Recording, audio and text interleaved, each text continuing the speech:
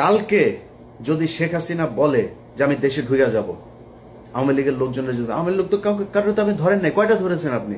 সব তো এলাকাতে আছে। যদি বলে ধরে যাব, আওয়ামী লীগ এখন বিএনপির পেছনে, জামাতের পেছনে যায় যায় যোগ দিচ্ছে। আপনার কি মনে হয় ওরা বিএনপি করে ফেলেছে, জামাতের আদর্শ নিয়ে নিয়েছে? ওরা তো আওয়ামী লীগই।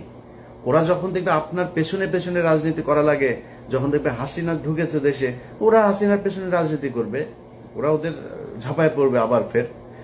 আর এটার জন্য যদি নাকি মনে করেন ঠেকানোর জন্য প্রশাসন, সচিবালয়, কোন জায়গায় আপনি নিয়ন্ত্রণ নিয়েছেন আমাকে বলেন।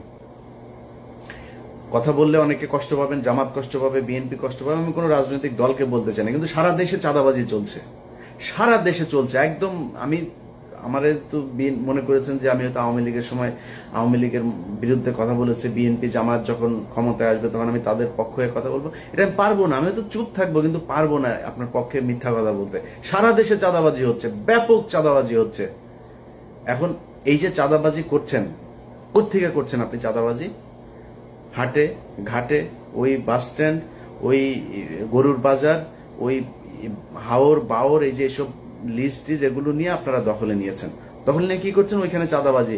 গ্রামে এদিন শুনলাম একজনের মুরগি বিক্রি করতে এসছে, সেই মুরগির থেকে, মানে অনেক মুরগি আর কি, ফার্মের মুরগি, এক এক মুরগি থেকে সেখানে চাঁদা নেওয়া হচ্ছে। তো এই যে চাঁদা নিচ্ছেন, নিয়ে কি করছেন? একদম প্রান্তিক লেভেলের যে মানুষ আছে তাদের কাছে আপনি চাঁদাবাজ হিসেবে উপস্থাপিত হচ্ছেন। কিন্তু একটু চিন্তা করে দেখেন তো, প্রশাসনের, সচিবালয়ের, কোর্টের কোন জায়গায় দুই চারটা জায়গা বাদে কোন জায়গাটায় আপনার জামাত বা বিএনপির লোক আছে? আমার দেখান দুই চারটা জায়গার মধ্যে যে একটা ধাক্কা যদি শেখ হাসিনা দেয়, আওয়ামী লীগ দেয়, আপনি যে প্রশাসনের এই দিক থেকে যে সমর্থন পাবেন, সেই সুযোগটা আছে আপনার? নাই। তো কি নিয়ে আপনি যুদ্ধ করবেন? অতএব